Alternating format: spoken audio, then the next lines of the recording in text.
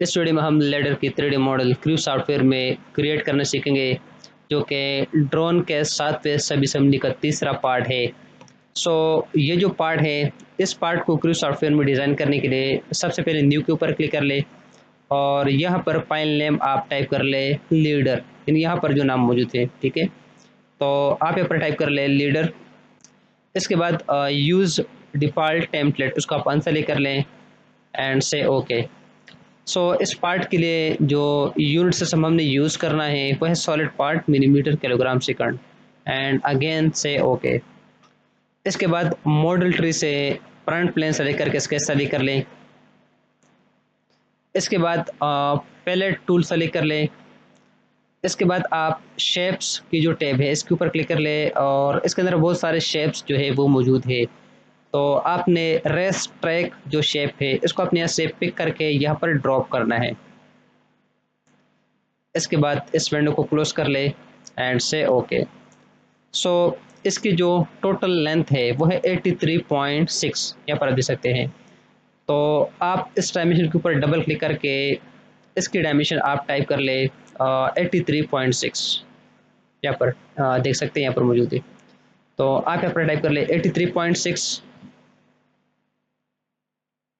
And then press enter. इसके बाद इसकी जो रेडियस है वो है 10.6, यहाँ पर आप देख सकते हैं, ठीक है।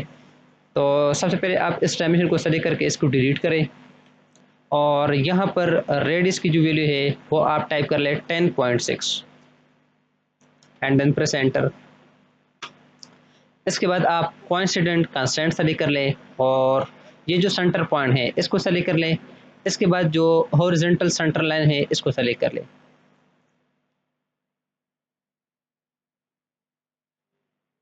And and say okay and so let's start and say okay. इसके बाद एक्सट्रूड टूल सेलेक्ट कर लें और यहाँ पर एक्सट्रूजन की जो वैल्यू है यहाँ पर हमारे पास साइड व्यू मौजूद है, यानी 6 है, ठीक है।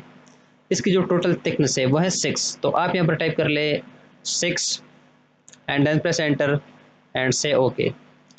इसके बाद मॉडल की इस स्पेस के ऊपर क्लिक करके स्केच सेलेक्ट कर ले, यानी हमारे पास ये जो दो सर्कल है, ठीक है, यहाँ पर दो सर्कल है और यहाँ पर दो सर्कल है। जो आउटर सर्कल है जिसकी डायमीटर है 18.3 और जो इनर सर्कल है जिसकी डायमीटर है 16.3। तो सर्कल ड्रा करने के लिए आप सर्कल टूल से लेकर ले और यहाँ क्लिक करके एक सर्कल ड्रा कर ले। अगेन इस सेंटर पॉइंट के ऊपर क्लिक करके ड्रा अनदर सर्कल। इसी तरह यहाँ भी दो सर्कल ड्रा कर ले। इसमें से जो आउटर सर्कल है जिसकी डायमीटर है 18.3, यहाँ पर आप देख सकते हैं, ठीक है, 18.3 एंड देन प्रेस एंटर। और इसमें से जो इनर सर्कल है जिसके डायमीटर है 16.3 एंड देन प्रेस एंटर। इसके बाद जो सेंटर लाइन है, सेंटर लाइन से इस सर्कल की सेंटर तक जो डिस्टेंस है वो है 3.2, यहाँ पर आप देख सकते हैं, ठीक है। इसको मैं जूम कर लेता हूँ। इस सेंटर लाइन से सर्कल की सेंटर तक जो डिस्टेंस है वो है 3.2। तो ये जो डायमेंशन है इसके ऊपर डबल क्लिक कर ले और यहाँ पर टाइप कर ले 3.2। इसके बाद इसके बाद लेट्स स्टार्ट। इसके बाद इस सेंटर पॉइंट से इस सेंटर पॉइंट के दरमियान जो डिस्टेंस है वो है 18.45। आप डायमेंशन टूल सेलेक्ट कर ले, इस सेंटर पॉइंट को सेलेक्ट कर ले, इसके बाद इस सेंटर पॉइंट को सेलेक्ट कर ले और यहाँ पर आप टाइप कर ले 18.45 and then press enter and say okay. Again select extrude tool और इसकी जो एक्सट्रूजन है वो साइड व्यू में मौजूद है, ठीक है, यानी हाइट वह 7.4। तो आप यहाँ पर टाइप कर ले 7.4 and then press enter and say okay. Again model की इस फ्रंट पेज के ऊपर क्लिक करके स्केच सेलेक्ट कर ले।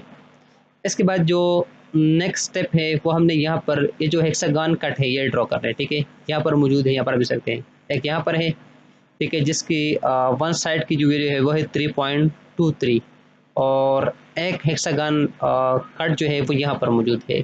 सबसे पहले हम हेक्सागन ड्रा करेंगे। तो हेक्सागन ड्रा करने के लिए आप पैलेट टूल सेलेक्ट कर ले। इसके बाद आप पॉलीगॉन्स की जो टैब है इसके ऊपर क्लिक कर ले और यहाँ से आप 6 साइडेड हेक्सागन जो शेप है इसको आप यहाँ से पिक करके यहाँ पर ड्रॉप कर ले। ठीक है,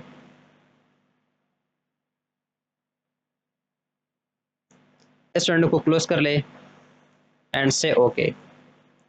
सो वन साइड की जो वैल्यू है वो है 3.23, यहाँ पर आप देख सकते हैं। तो यहाँ पर आप टाइप कर ले 3.23 एंड देन प्रेस एंटर। इसके बाद इस ये जो इसके बाद सो लेट्स स्टार्ट इसके बाद ये जो हेक्सागन है इसको आप मिरर कर ले। ठीक है,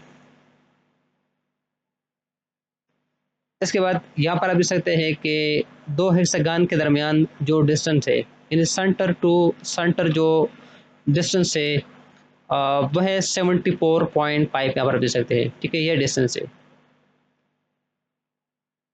इस हेक्सागन के सेंटर से इस हेक्सागन की सेंटर तक जो डिस्टेंस है वह है 74.5। लेकिन सबसे पहले आप इसको कोइंसिडेंट कर ले। ठीक है, हमारे पास ये जो हॉरिजॉन्टल सेंटर लाइन है ना, इसके ऊपर इसको आप कोइंसिडेंट कर ले। सो इसको कोइंसिडेंट करने के लिए आप कोइंसिडेंट कंस्ट्रेंट सेलेक्ट कर ले और जो हेक्सागन है इसकी सेंटर के ऊपर क्लिक कर ले। इसके बाद इस हॉरिजॉन्टल सेंटर लाइन को सेलेक्ट कर ले। इसके बाद डायमेंशन टूल सेलेक्ट कर ले, जो हेक्सागन है इसकी सेंटर के ऊपर क्लिक कर ले। इसी तरह इस हेक्सागन की सेंटर के ऊपर क्लिक करके सेंटर टू सेंटर जो डिस्टेंस है वो है 74.5 एंड देन प्रेस एंटर। इसके बाद इन दोनों हेक्सागन को आप सिमेट्रिक कर ले। ठीक है, तो सिमेट्रिक करने के लिए आप सिमेट्रिक कंस्ट्रेंट सेलेक्ट कर ले। इस ये जो हेक्सागन है इसकी सेंटर के ऊपर क्लिक कर ले। इसके बाद इस हेक्सागन के सेंटर के ऊपर क्लिक कर ले और इसके बाद सेंटर लाइन सेलेक्ट कर ले। इस तरह हमारे पास ये दोनों जो हेक्सागन है ये सिमेट्रिक हो जाएंगे। ठीक है, एंड से ओके। इसके बाद एक्सट्रूड टूल सेलेक्ट कर ले, फ्लिप डायरेक्शन के ऊपर क्लिक कर ले और इसकी जो डेप्थ है यानी एक्सट्रूड कट जो है वह 3, यहाँ पर आप देख सकते हैं। इसकी जो वैल्यू है जो डेप्थ है वो है 3, तो आप यहाँ पर टाइप कर ले 3 and then press enter and say okay. इसके बाद हेक्सागन की जो इनर फेस है इसके ऊपर क्लिक करके स्केच सेलेक्ट कर ले। इसके बाद सेंटर लाइन सेलेक्ट कर ले और यहाँ पर एक वर्टिकल सेंटर लाइन ड्रा कर ले। इसके बाद सर्कल टूल सेलेक्ट कर ले और इस क्रॉस पॉइंट के ऊपर क्लिक करके एक सर्कल ड्रा कर ले। सो यहाँ पर जो सर्कल मौजूद है जिसकी डायमीटर है 3.5, यहाँ पर आप देख सकते हैं। ठीक है, जो इनर होल है तो इसकी डायमीटर है 3.5, तो आप यहाँ पर टाइप कर ले 3.5 एंड देन प्रेस एंटर। इसके बाद इस सर्कल को सेलेक्ट कर ले, सेलेक्ट मिरर टूल और मिरर के लिए इस सेंटर लाइन को सेलेक्ट कर ले and say okay. Again select extrude tool, flip direction के ऊपर क्लिक कर ले और जो रिमूव मटेरियल ऑप्शन है ये भी सेलेक्ट होना चाहिए। इसके बाद इसके ऊपर राइट क्लिक करके टू नेक्स्ट जो ऑप्शन है इसके ऊपर क्लिक कर लें एंड से ओके। सो इसके बाद इसका जो आखिरी स्टेप है वो यहाँ पर हमारे पास दो कट मौजूद है। ठीक है, रेक्टेंगल की शक्ल में, एक ये रेक्टेंगल है एक ये रेक्टेंगल है और इसकी हमारे पास डिटेल व्यू मौजूद है यानी सी डिटेल ए। ठीक है, और हमारे पास ये डिटेल यहाँ पर मौजूद है। सो ये कट ड्रा करने के लिए सबसे पहले आप मॉडल की स्पेस के ऊपर क्लिक करके स्केच सेलेक्ट कर ले। इसके बाद रेक्टेंगल टूल सेलेक्ट कर ले और यहाँ पर एक रेक्टेंगल ड्रा कर ले और इसी तरह यहाँ भी एक रेक्टेंगल ड्रा कर ले। सो इस रेक्टेंगल की जो डायमेंशन है इसकी है 6.7 और ये भी है 6.7, यानी ये इक्वल रेक्टेंगल है। ठीक है, स्क्वायर है ये, तो आप यहाँ पर इसकी वन साइड की वैल्यू टाइप कर ले 6.7 एंड देन प्रेस एंटर।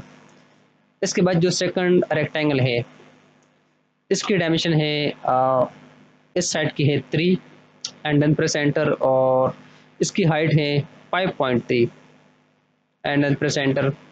इसके बाद इन दोनों रेक्टेंगल के दरमियान जो डिस्टेंस है वो है 4.2।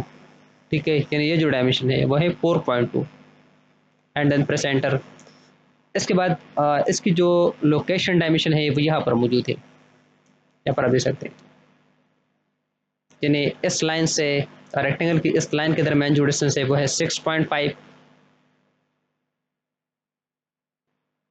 6.5 एंड देन प्रेस एंटर। और इस लाइन से इस लाइन के दरमियान जो डिस्टेंस है वो है 10.7 एंड देन प्रेस एंटर। इसके बाद हमारे पास यहाँ पर एक और डायमेंशन मौजूद है, यहाँ पर आप देख सकते हैं टॉप व्यू में, ठीक है। यानी इस यहाँ से लेकर यहाँ तक जो डिस्टेंस है वो है 22.75। सो ये डायमेंशन अप्लाई करने से पहले आप पॉइंट सेलेक्ट कर ले, डेटम पॉइंट, ठीक है, और यहाँ पर एक पॉइंट ड्रा कर ले। इसके बाद डायमेंशन टू सेलेक्ट कर ले, इस पॉइंट के ऊपर क्लिक कर ले और इसके बाद इस लाइन को सेलेक्ट कर ले। सो इसकी जो डायमेंशन है वो है 22.75 and then press enter and say okay. Again select extrude tool, flip direction के ऊपर क्लिक कर ले और जो रिमूव मटेरियल ऑप्शन है ये सेलेक्ट होना चाहिए, ठीक है। और इसकी जो कट है, यानी कट की जो गहराई है वो भी 3 है, ठीक है, यहाँ पर आप देख सकते हैं टॉप व्यू में, ठीक है, ये है 3। तो आप यहाँ पर टाइप कर ले 3 and then press enter and say okay.